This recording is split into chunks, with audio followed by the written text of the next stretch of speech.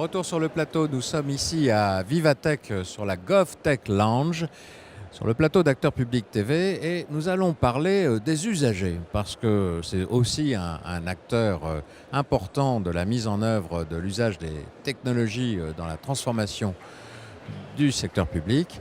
Et on n'en parle peut-être pas assez souvent. Pour en parler, pour mettre en valeur une belle réussite d'un développement d'usage de technologie sous forme d'un chatbot, je reçois Hélène Montsoré. Bonjour madame. Bonjour monsieur. Madame Montsoré, vous êtes directrice du pilotage des projets de système d'information à la CNAV, la Caisse nationale d'assurance vieillesse. Voilà. Et puis alors vous êtes accompagné de votre partenaire dans cette opération-là, puisque c'est à partir de la technologie développée par CGI. Vous êtes accompagné de Madame Charline Simon. Bonjour Madame Simon. Voilà. Bonjour. Madame Simon, vous êtes vice-présidente secteur public chez CGI et vous êtes en charge, une spécialiste de ce qu'on appelle la practice sociale. Oui, tout à fait. Voilà. Nous accompagnons la CNAV depuis plusieurs années sur leurs projets d'innovation et de transformation numérique. Voilà. Et là, on va prendre un bon exemple de ce que vous avez réussi à faire ensemble et qui marche très très bien. Puis on verra aussi comment les choses évoluent. La CNAV a mis en place un chatbot. Alors, rappelez-moi, Madame Montsoré, expliquez-nous pourquoi vous avez fait le choix de cet agent transactionnel du chatbot sur un public qui peut-être n'était pas totalement familiarisé avec cette procédure. Alors en fait déjà on a fait le constat, contrairement à ce qu'on pense, c'est que nos retraités sont pas si éloignés que ça de l'informatique. Les plus de 65 ans sont à 80% équipés d'ordinateurs.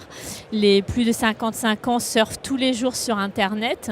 Donc sur cette base-là, on est dans une volonté d'inclusion numérique, de simplification. On a voulu du coup mettre en place un chatbot pour les aider, les accompagner dans l'utilisation de notre offre de services en ligne numérique sur notre portail de l'assurance retraite. De l'assurance retraite. Dans une opération comme celle-là, avant de préconiser une solution, une technologie, une entreprise comme CGI participe aux côtés du partenaire à ce qu'on va appeler l'évaluation de la situation, parce qu'on dit voilà, on s'est rendu compte que finalement c'était tout à fait accessible à nos usagers. Vous avez participé à cette réflexion ? Oui, tout à fait. Alors, on accompagne la CNAV depuis plusieurs années, notamment sur la construction de leur portail via le marché UGAP. Et dans ce cadre, on a travaillé avec eux sur l'identification des thématiques les plus récurrentes des assurés, notamment des retraités. On a conseillé aussi la CNAV sur la manière d'identifier les bonnes questions à poser et les réponses à apporter au chatbot. Voilà. Alors, comment il s'appelle votre chatbot à la CNAV ? Alors il s'appelle Aria. Alors, elle ou il s'appelle ? Alors, il est neutre. Il est neutre. C'est un robot. En fait, on nous a fait ce conseil-là de pas, pour que les personnes ne s'identifient pas à un être humain et pensent qu'il y a un être humain qui répond. Donc, alors, est-ce que c'est vrai ce qu'on dit qu'on se rend compte qu'un chatbot marche bien à partir du moment où les usagers l'engueulent ? Alors, je ne sais pas si c'est vrai, mais ça arrive qu'ils l'engueulent, Voilà. effectivement. Donc là, ils rentrent vraiment, ils sont... Bon.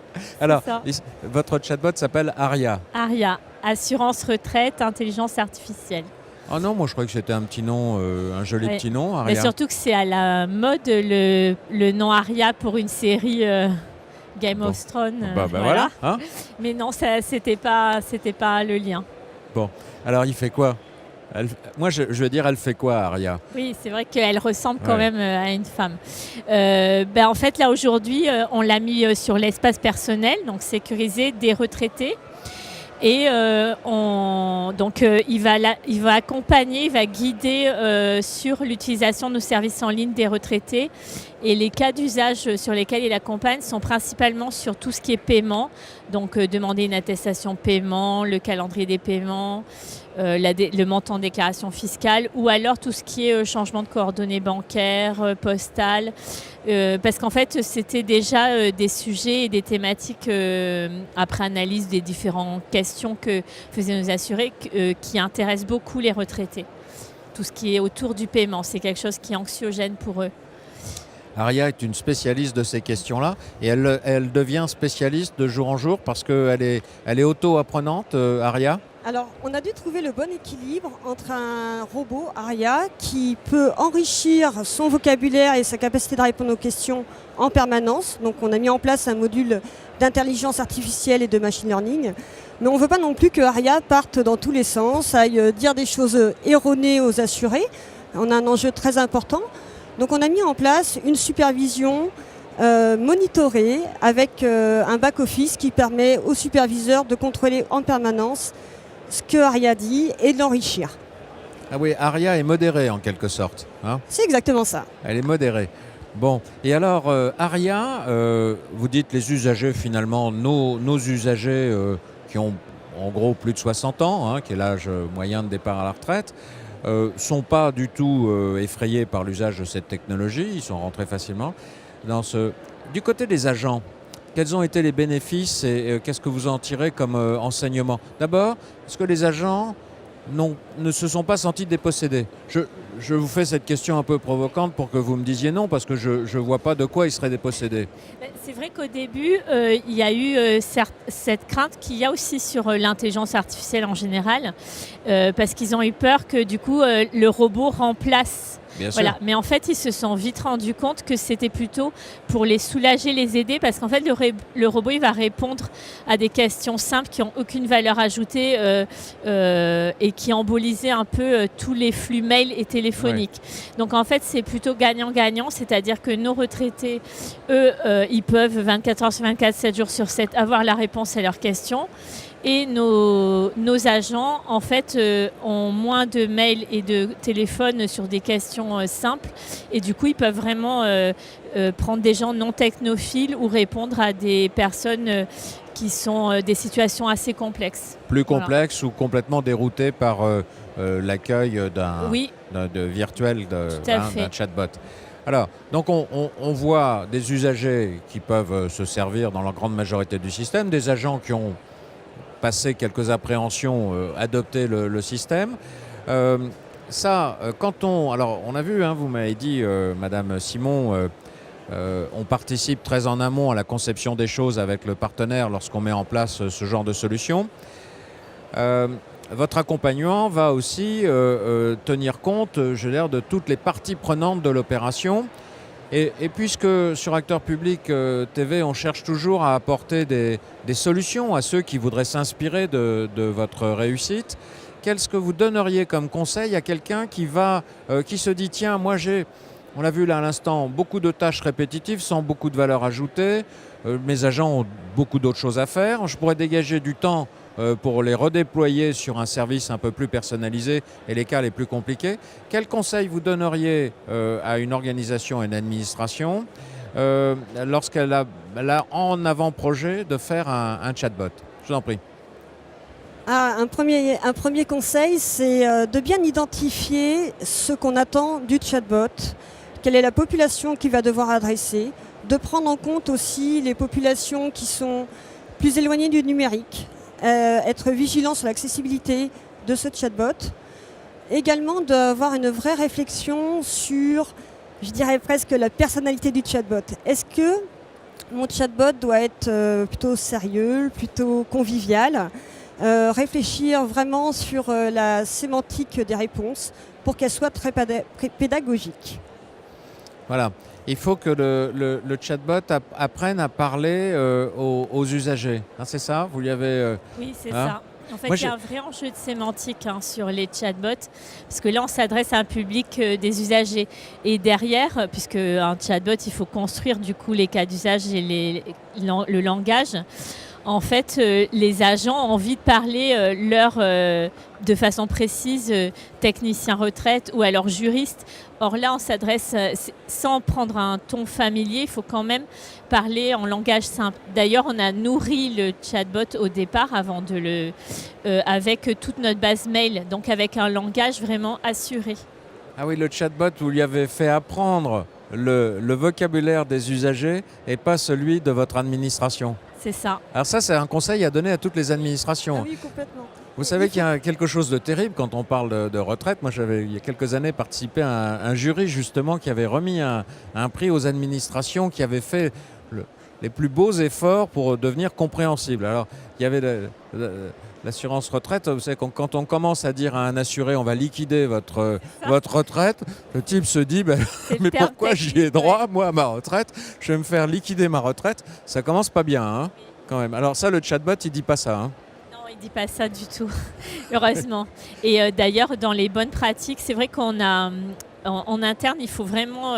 c'est un projet qui demande un lourd investissement et il faut s'entourer justement d'une équipe, donc évidemment direction système d'information, mais aussi communication externe et métier relations clients pour justement travailler toute cette sémantique.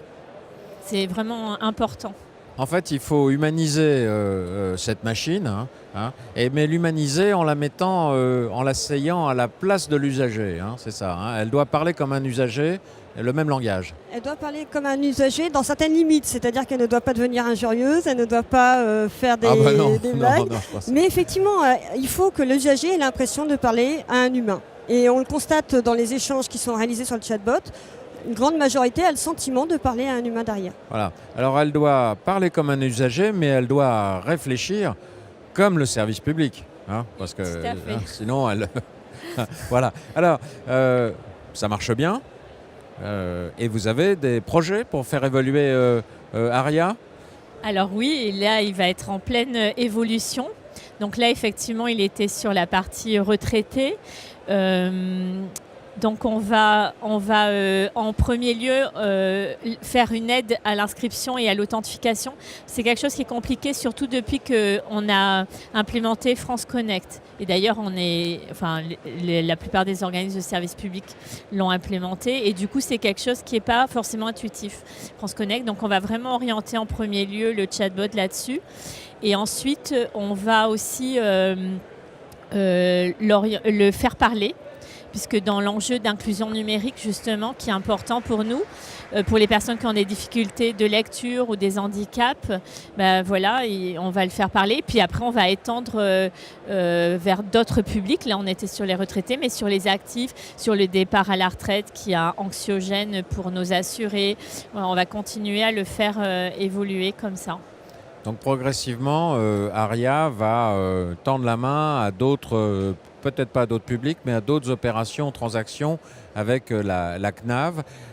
Ça veut dire que derrière, il va falloir technologiquement étendre sa capacité, ou c'est ce sont les mêmes mécanismes, les mêmes développements. On est là au cœur de l'intelligence artificielle, hein, c'est ça ? Oui, tout à fait. Donc l'extension de ARIA à d'autres populations, d'autres thématiques, se fait par simple paramétrage. Et aujourd'hui, la solution est accessible à du métier qui peut eux-mêmes paramétrer ARIA sur de nouveaux cas d'usage. Après, la mise en place de ARIA vocale, je dirais ARIA qui parle, demande un petit peu de préparation technologique. Alors ARIA, vous lui donnerez une voix d'homme ou une voix de femme ? Une voix de femme. Ça, c'est notre direction de communication et notre directeur qui vont réfléchir à ça. Donc, je ne sais pas encore. C'est teasing, il faudra voir. Voilà. Hein ? Mais c'est vrai qu'en fait, on a fait des tests utilisateurs et là, jusqu'à maintenant, on était plutôt dans une logique de faire, c'est-à-dire on guidait les assurés et on s'est orienté on s'est rendu compte, nos assurés nous ont dit, en fait, vos services en ligne sont simples et on a plutôt envie qu'ils nous donnent l'information plutôt qu'ils nous montrent comment naviguer, comment s'en servir. Donc, on réoriente aussi notre stratégie dans le faire plutôt que dans le faire-faire. Par exemple, aujourd'hui, on guide pour qu'il aille chercher une attestation paiement. Demain, on va lui donner le montant paiement dans le chatbot. Par contre, et là, je pense que il va y avoir un gros enjeu d'API, de connecter à notre back-end, à notre CRM, à nos mails. Voilà, il y a un gros enjeu technologique pour faire ça. Oui, la différence, c'est que ARIA, lorsqu'on a une demande d'une attestation, par exemple, plutôt qu'aujourd'hui on est dans la situation où ARIA explique à l'usager comment éditer son attestation, ARIA prendra en charge l'édition de l'attestation en disant je vous l'ai envoyé par mail c'est ça ? Ça, où il affichera le montant de déclaration fiscale directement dans le chatbot. Et ça a des conséquences justement dans l'APIisation de du système avec le back-end Oui, alors tout à fait. de la On CNAV. doit se connecter au système de la CNAV pour récupérer les informations en fonction de l'usager. Mais du coup, on a également un enjeu très fort de sécurité des données, de confidentialité des données. Aujourd'hui, on est plutôt sur orienter l'utilisateur sur la navigation du site internet. Demain, on va échanger des informations personnelles. Donc on doit se mettre en conformité RGPD et faire très attention à ce que les données ne soient pas accessibles. Oui, vous avez cette question de l'identification de l'usager qui doit être au cœur de vos préoccupations. Oui. Parce que lorsque votre chatbot va délivrer des informations, par exemple une attestation de montant, il faut qu'il soit sûr, certain de parler à quelqu'un qui a été clairement identifié. Donc vous êtes obligé de relever les niveaux de sécurité, d'accès ? Ça, on l'a déjà fait. C'est pour ça d'ailleurs qu'on a fait le choix de le mettre dans l'espace sécurisé. Donc là, c'est plutôt... En fait, le souci, c'est qu'un chatbot, c'est hébergé en mode SaaS, donc chez notre éditeur, normalement. Et du coup, il y a un enjeu d'échange de données. Ah oui, vous sortez des données de vos propres systèmes. Voilà. Oui. Voilà, et du coup, c'est dans ce sens-là. Est-ce qu'il faut anonymiser? Est-ce qu'il faut mettre quelque chose d'hybride entre le SaaS et le on-premise? Et c'est toutes ces réflexions qui ont été faites et qui ont été bien faites. Ce sont des process que vous maîtrisez bien chez CGI? Oui, bien entendu, et notamment dans le secteur public. Bien sûr. On travaille avec des données très sensibles, des données personnelles.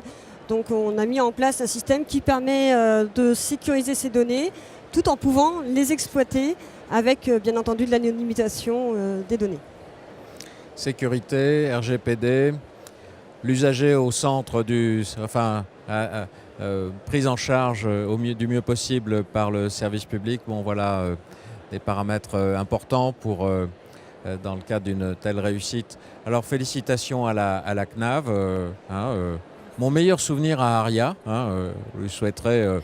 Je l'ai retransmis. Il a son petit compte sur notre espace réseau social d'entreprise. C'est marrant parce que vous continuez à dire il et moi je suis plutôt le elle concernant Aria. C'est vrai qu'elle ressemble à une femme. Bon, voilà. Je ne sais pas. Voilà. Alors écoutez, mon meilleur souvenir à Aria. Merci, j'ai transmis. Tous les vœux de réussite de la rédaction d'Acteurs Publics à la Caisse nationale d'assurance vieillesse. Et puis alors, continuez à innover, utiliser des technologies au service de vos usagers. Puis bravo à ce partenariat avec CGI.